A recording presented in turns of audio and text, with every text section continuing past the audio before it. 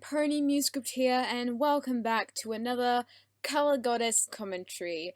And even though this is published on the 31st of July, I'm actually recording this on the 17th of July, a couple of days before I leave to America, because, well, I have the whole house to myself at this point in time, and I want to have a lot of recordings done prior to going to America because, yeah, most likely I might not have time to record myself. But, yeah, I don't know. But, anyways, so today I'm going to be doing commentary on The Color Goddess episode 5, which aired on the 30th of June 2019. There weren't too many obstacles with this one. I mean, I did ask most of my VAs to send in their lines back in December. Well, I mean, like, not all of my VAs sent their lines in December, but, I mean, it gave me something to do during the summer break, kind of. But episode 4 was still in production at that time, and Peacock got really confused. Anyways, so one good thing about episode 5 is that I didn't have to fill in for Kenzie VA this time. She did manage to send in her lines, and I was very happy, even though she sent me her lines for the wrong episode, like the episode previously when she couldn't send in her line, episode 4. And then she ended up recording her lines at midnight. Beautiful. But unfortunately, I did have to fill in for someone, Luna Bruce, when she couldn't respond. But other than that, I did a lot of art for this episode. This was prior to getting new artists on the team, so hopefully next episode you won't see too much of my art, hopefully. I mean, I'll still have most of it, but not as much as the other episodes. So without further ado, I'm going to start the commentary in 3, 2, 1, and play. The following audio drama is based off another audio drama. Oh yes, I've got this disclaimer again because 13 episodes of season 9 have aired since the last episode of The Color Goddess, which was back in February. So I had to point that out because there are some things that have happened that have changed the status quo of MLP. And hopefully you guys have caught up. Hopefully. I mean, if you have watched the Chinese releases, please don't spoil anything for me, because I'm waiting until their proper releases happen. And, yeah. Yeah, don't spoil anything. He can't do anything to me. R.I.P. Liako's voice.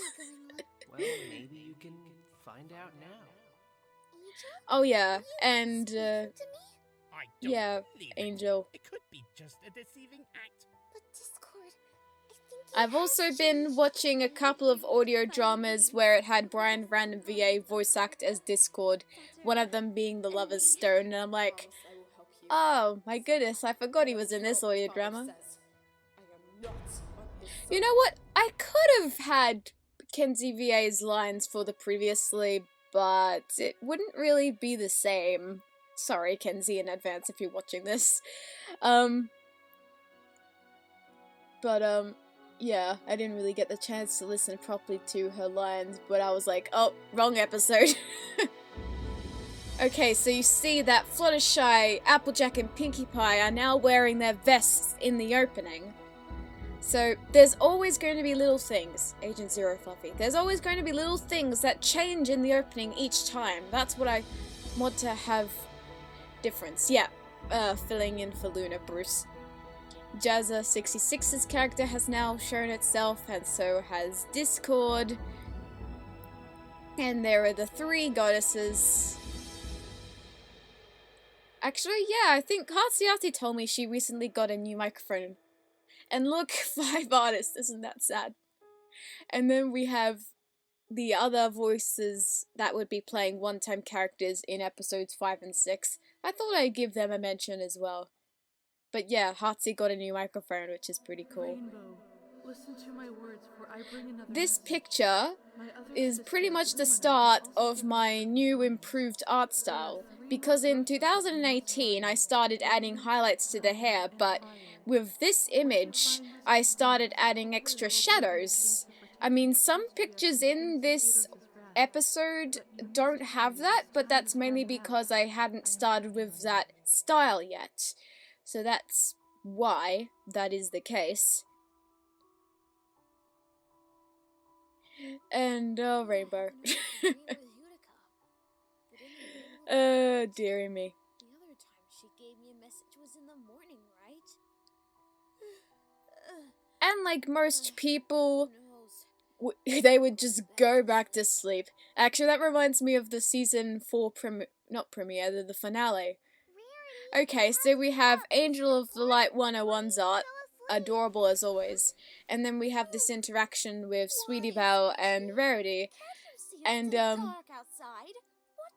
yeah, sometime last month I also collaborated with the voice actress for Sweetie Belle in the TCG on her channel, Sister Hate, and I was Rarity and she was Sweetie Belle, and it was a really cute cover. I mean, I just love her Sweetie Belle voice in general, it's adorable. And then this is very anime-esque, I guess. Like, this soundtrack playing in the background is actually a THS OST. Like, the worst possible thing is what it's called. And it's pretty much Rarity's theme played on a sad violin. And it was very fun to do this scene, by the way. It's a good thing I had an alarm clock. Yes, that alarm clock will be very important later on, kids. But good thing I trusted my alarm clock.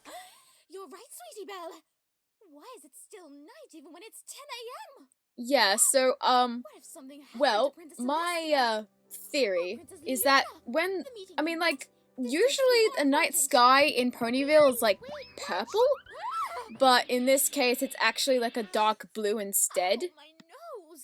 Sweetie Belle, you should really not leave things on the floor. It's a safety hazard. And then we have the first out of the 3 brooches you'll be seeing in this episode. I mean, I already kind of confirmed that in the last episode that, Well, wherever it is. there would be more brooches, there would be more apprentices. Where are you going? And no surprise at all, they're going to go to the rest of the main 6. Make sure the boutique is still in one piece until I get back. But what about school? I mean, Sweetie Belle could have just gone on her own, 6 days in one piece. but whatever. And then we have Curious Gems art, which is actually very anime-esque. And then I managed to, get Kenzie VA. Okay, that's the one bit of the episode 4. Actually, no, she already recorded that as part of her episode 5 script. But, I mean, even when Kenzie did record this at midnight, it still sounds pretty good. Like, you know, that typical Liako sound.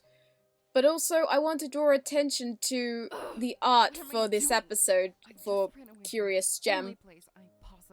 I don't know, Curious Gem always liked drawing with Liako, which I think is really cool. Liako's a pretty interesting character to draw, but the way she's drawn her is kind of like, I don't know how to describe it, yeah, like a tough anime girl protagonist or something. Which is not how I've drawn her at all, but it doesn't really matter. And then we have the introduction of the mysterious female voice, where I mentioned that in the auditions for the character that she's not Hirika, obviously, because she's played by Agent Zero Fluffy here. I'm not gonna mention anything about this mysterious character because you'll find that out later on in the drama, because there will be more to this invisible character, but for right now I'm not really revealing too much. And I don't think Agent Zero Fluffy knows that much, like, too far ahead either, to my knowledge, unless Peacock told her, but hopefully she didn't. But or about the Canems. Yes, okay, alright, so, Kenzie, if you're watching this, it's pronounced Canems, not Canems. But I think you've already recorded your lines for episode 6, so you can't really, correct yourself on that. But episode 7 and onwards, I'm just saying, it's Canems and Liako. Sorry, I mean it's Canems and Liako. Not Canems and Liako. It's fine though, it's fine, Kenzie. Just pointing that out. Liako and Canems with a K, the 11th letter of the alphabet. Okay, so this is the very first scene that we first saw in, like, for episode 5. This was the preview that was shown in the sneak peek back in February, like 5 months ago. And Wolfia the Wolf Girl's art, as always, is very cute. And I already pointed out some different things in the hidden references, so I don't really have to mention them again. But, reason why Wolfia did point out TSP is because for a little bit, whilst it was kind of still going on, was that she got invested in the theories too, and she gave me a whole heap of them that it completely kind of drove me nuts. Sorry, Wolfia.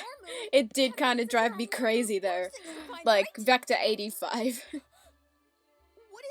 I'm not quite sure what happened with Derpy Scientist. He just kind of disappeared out of the blue. Maybe because I didn't do a theory video on his last one, but there wasn't really too much to discuss. Man, And, that was a long nap I had. yeah, so Wolfia was the first one to send in art for this episode. She first sent some sketches and then did the colored art soon after. How did I get way up here? And that face, that was one of the pictures that Peacock had as her YouTube icon for a little bit. And, oh geez, when I was mixing Peacock's vocals, it was very hard, because she was peaking a lot, so I tried my best to make it sound good. And then we cut over to Twilight being a worrywart as usual. And, at this point, I think it was in February, I think? Probably. And I hadn't actually incorporated that new shading style yet. And it's pretty noticeable here. Because the shading style I have under the mane and under the head, so on the neck. So very anime-esque. And Spike looks like a potato. Well, he doesn't anymore, but he did. That was my attempt of making it look like he was spinning out of control. I like the running gag with Spike attempting to eat the gem in the brooch. What is it? You forgot something. What in the world is this? It's a mysterious brooch that is mysteriously shaped as the star on your cutie mark, and you're assuming that it belongs to someone else. But then again, Rarity and Twilight weren't really present in the last episode, so they had no idea what was happening. I'm probably thinking that Twilight was still invested in her books and Rarity was in the boutique or something. I am not entirely sure. And also, I was debating about this bit because Rarity woke up an hour and a half earlier than Twilight did, and yet she's still running around Ponyville like a crazy pony, when you'd think that she'd be catching a train. But, well, as she said, it's hard to see in this darkness, so maybe she can't actually find the train station, or maybe the trains come at a certain time. Actually, no, that would contradict what happened in THS episode 5 with the trains. So, I have no idea. Everyone's going to Canterlot, and no one seems to notice Blue Streak. And then Peacock kept saying that Blue Streak was flying over to Neverland, and it was pretty funny. It's no use, sister. And here the princesses are with the new improved style, and I really like how I've drawn them here. Because Well, I mean, originally I was going to air this episode on the 25th of May, like, exactly 2 years after the princesses first showed themselves in THS episode 5, where I voiced both of them, pathetically. But they look so much better in this style than they did in my drawing style 2 years ago. Well, I mean, Luna didn't look that bad, but it was Celestia's eyes that looked completely terrible. Like, one of the drawings was actually kind of traced. Lumina! Because I didn't really know how to draw them properly. And then here is Lumina. Rarity, that's Lumina, one of the 3 goddesses. She's the goddess of light. Oh! Well, I'm glad you know who I am. Oh dear. An introduction. I could just tell you what's happening. What is happening? Why is everything so dark? Where's the sun? This really reminds me of THS episode 5 now, because, I mean, this is TCG episode 5, but it was THS episode 5 where they also went into Canterlot to talk to the princesses, and there's trouble happening. Although this is slightly different though, because in THS the villain wasn't revealed until much later. Well, in this audio drama, the villain was revealed in the very first episode, so... I don't really have too much to say about what's going on right now, not until much later. So you say you've given up components? What do they look like? Like brooches. I gave out 3 components when I sacrificed my physical. Oh, well, someone said, like before episode 5 aired, that the 3 lights could belong to the CMC. Well, I mean, I get why you would say that, but it's not. It's not the CMC, unfortunately. You gave out 3 components, or brooches. Who was the 3rd? Q's in the 3rd apprentice, aka Spike. What are you doing here? I mean, I thought that he would probably be a bit more involved to this audio drama. That's it. That literally looks like a Christmas ornament, I'm sorry, Spike. How? Well, after you left, I saw a light coming from my room. When the light cleared, what appeared was this brooch. So that means you're the last. And then we have the arrival of Blue Streak in the locket, which is like magnetic apparently. Wait, isn't this rainbow? And I love Spike's face is just utter derp. All my furniture is a mess. Yeah, see, because Blue Streak literally lives in the locket and she has furniture and rooms and stuff. She could have a spa or theater or whatever. Ah, yes. We should totally collab sometime. Blue Streak breaking the 4th wall yet again, and I had bits of fan art of ice skates that I had drawn sometime last year lying around. Like, the first one was, like, from a stream that I participated in, where she started getting out her guitar when her cat didn't like her or something. Right, Lumina. And this picture was also the thumbnail for the April Fool's special, because I already completed this scene before April Fool's turned around. Would you run off like that? It wasn't my Okay, this is to show you how small fault by itself. Blue Streak is. She's like a tiny little genie. But then again, she's a genie, she can alter her size if she wants.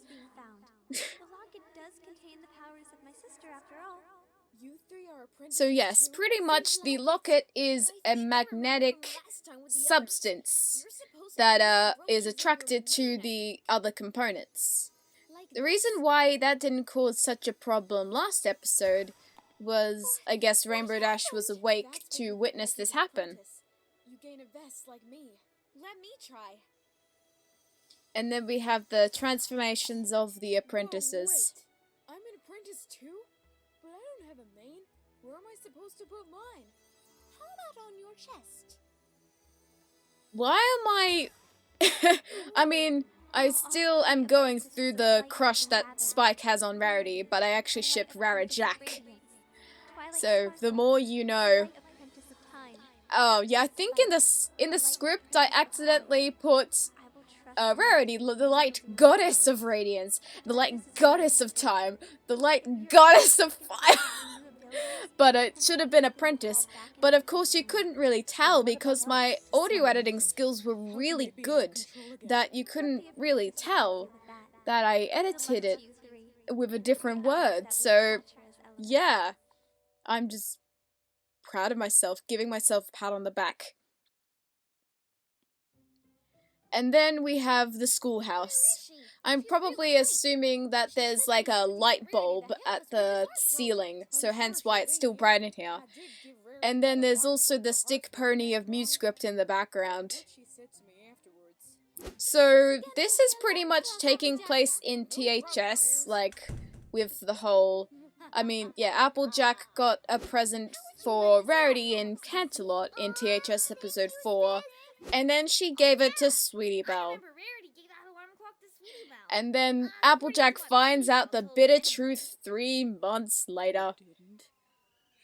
And she boils up like a kettle. Now, sis, calm down. Rarity, that little...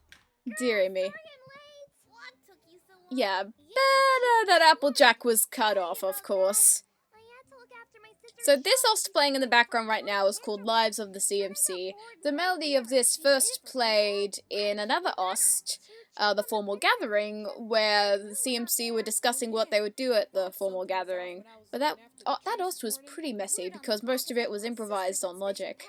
Whilst the OSTs nowadays, most of them that have a structure would be done in Sibelius first, and then exported into a MIDI file and put into Logic. And this is also the other running gag that the that the brooch would cost 1 million bits. Say what now? That could only mean one thing. And then Rarity enters like a diva. Rarity, do you have powers too? Yes. No. What else would explain the brooch and the vest now would Applejack? So the deal with Lumina's powers is that Rarity, Twilight, and Spike have a third of, as Rarity is explaining. So they all have a third each that they put up in the sky, and they they're looking after the 3 princess lands. So Ponyville, with Princess Twilight, Canterlot with Princess Celestia and Luna, and the Crystal Empire with Princess Cadence. I'm not quite, that is not how the sun works, but then again, we're in a world full of talking ponies, and Princess Celestia usually raises this gigantic ball of gas up in the sky each day. So, yeah. To look over the 3 princess lands, I would give Radiance to Ponyville. Twilight would use her time magic. Yeah. To Canterlot, Again, and Spike not would much use to fire say in the here. Crystal Empire. How long does that have to last? Not long at all. We just have to give temporary suns and moons to them. It only takes a few seconds. Same with me and the trees. Yeah, temporary suns and moons, so they also have 1/3 of the moon. Of course. Yep, the princesses feel utterly useless now, as usual. Then we cut over to Canterlot. This is Dragon Star Productions art. She was formerly called Evangeline Kiara Star, but she's Dragon Star Productions now.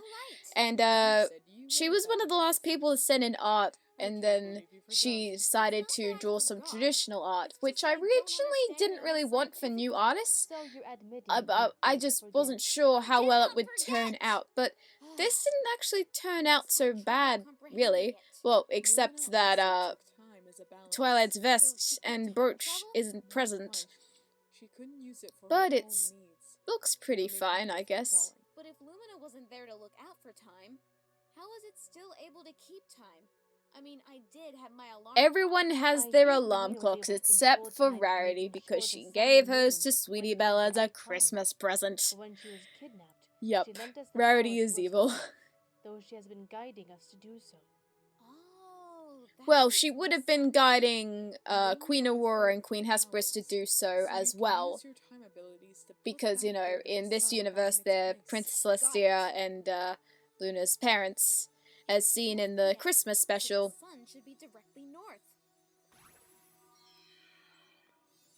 And then the second bit of the sun is put back in its place. She used the power of time to mathematically position the... Oh yeah, Flutterose struggled with that line. Poor Flutterose. I used mathematics? Science? I programmed a sun! Yes. Yeah, that would definitely make Twilight fangirl to the extreme. Let her have her moments. Luna, remind me. Where did Rainbow Dash, Misty, and Blue Streak go? They went to the Crystal So Empire they've with gone to Spike. the Crystal It was needed Empire. resistance after all. It's gonna be Yes. chaos if you've seen the Okay, episode. yes, forgetful. Meanwhile, in the Crystal Empire, they are in utter chaos. Sombra is returning! And then these three ponies on the screen are Crystal Pony versions of Geeky Sonic, Optic Rainfall, and Fate's Voice VA, the ponies that voice them. And they're some of the one-time characters. I really couldn't be bothered drawing more for this. I mean, I couldn't even be bothered drawing more ponies here. You'll never know what that filly looks like because of my laziness. Tough crowd, literally. How long have you four been standing there? Oh, jeez. What was that all about? And by the way, I wasn't standing.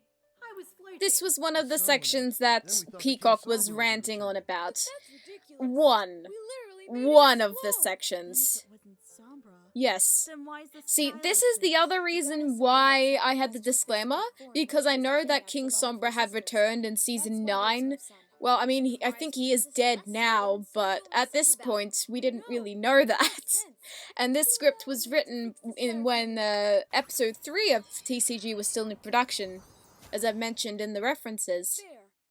Now you have a son. Kind of. Look! It's Spike! And The then we brave and have glorious! the only ones who recorded lines for this were Geeky Sonic and Optic Rainfall. And Optic Rainfall I had the pleasure of meeting when I came over to Queensland with the Peacocks. Doesn't Spike usually breathe So fire? that was pretty cool. Long story. Hey! And this is me voicing a Spitfire because I couldn't get Luna Bruce to send in her lines after so many attempts. You're the Wonderbolts! I did have to edit this scene without Luna Bruce's lines first because I wanted to draw art. Do you recognize So me? this whole scene where I had to skip out on Spitfire's lines were pretty funny because it would look like that she's a mute, but she isn't. Appreciate my idol's company.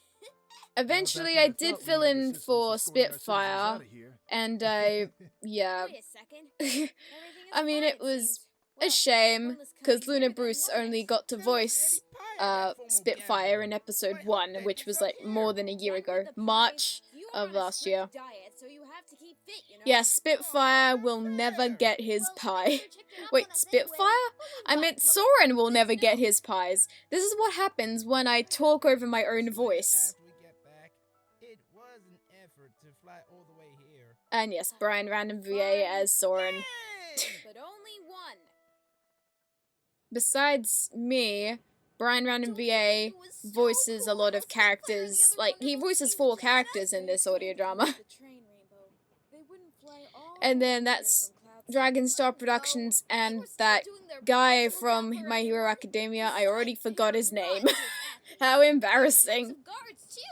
But yeah, I did have to ask Dragon Star, like, who is that character? Because I need to point that out, but then I found out I spelt the title of the anime wrong. How embarrassing. And this was the other section that Peacock ranted about. She had like 4 minutes of ranting, which we couldn't fit into the blooper reel itself, because it would be too tedious to watch. I'll probably have that as a separate thing later on. I am planning on that, of course. And this is Dragon Star Productions' art as well. And Misty's hair is green, apparently. Well, that's fine. I mean, when you're dealing with traditional art, sometimes it's hard to find the right color choices. I freaking love this Ost, a hero. I've used it like 3 times. It's just such an emotional sort of Ost, really. And I'm certain that Hurika would be proud of you.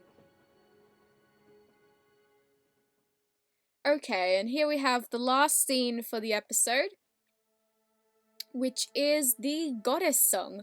I had been planning for the goddesses to have their own song at some point, and this would be the perfect opportunity when all 3 of them had sacrificed their physical bodies, and they would put their faith into their apprentices.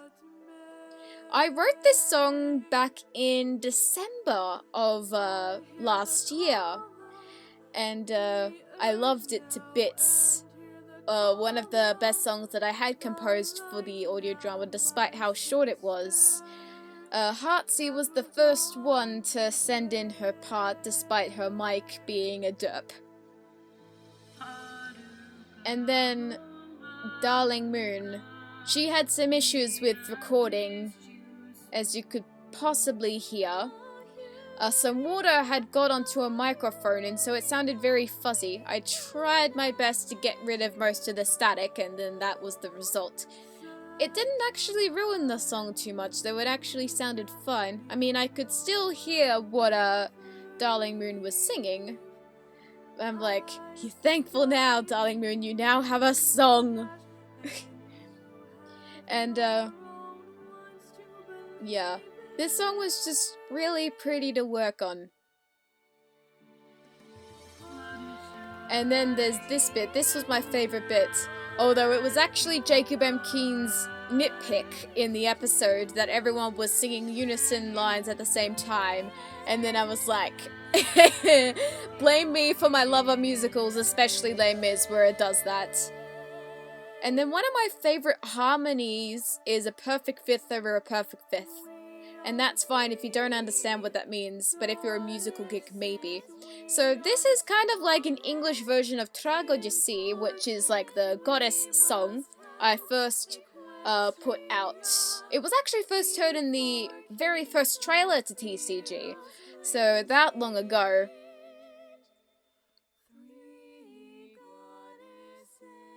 And again, with the perfect fifth over a perfect fifth, it was just a really pretty harmony structure, and I'm like, yeah, it was awesome.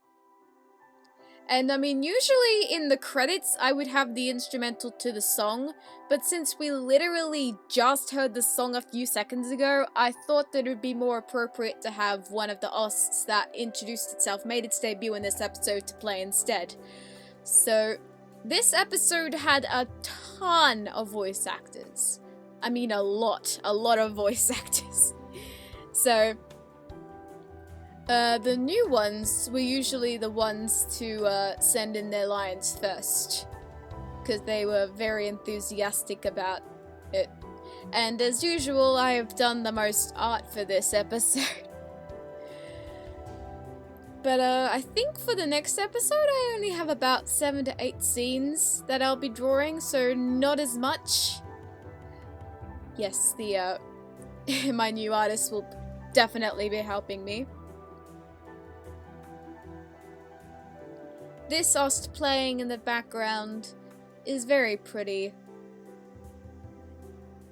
And yeah, that will show itself in the second part of the OST, part 2 of the completed OST when that comes around, probably after episode 6 airs on my channel. So yeah, that was the commentary for episode 5 of The Color Goddess. There wasn't really too much to point out. I mean, there wasn't really too much that happened in that episode, but be prepared for the next 4 episodes, because a lot of things will happen in the next 4 episodes. Especially be hyped for episode 6, which is the one we're currently working on at the moment, and there'll be things that you don't expect. So be prepared for that. But yeah, enough of my words of wisdom. This episode didn't really take too long to work on. A bit less than 5 months. That's not all that bad, really. And then at the rate that episode 6 is going at, I think it's roughly 40% completed right now. And I'm aiming for episode 6 to air probably in late September or early October. I think I did mention that somewhere else, but I'm just, you know, putting that out there. Yeah, so I think that's all I have to mention about this episode. Thank you for tuning in to this recording. As I said at the start, I'm recording this on the 17th of July, when it will actually be airing on the 31st of July, so quite later. But yeah, opportunity to record, being the only one in the house and all. So anyway, yeah, I think that's all I want to mention. I don't want to continue this on for any longer because I've got other stuff to do at this point. So bye! This is Musescript signing out. The school of friendship is for all of us, a place where we belong, where we all learn to share and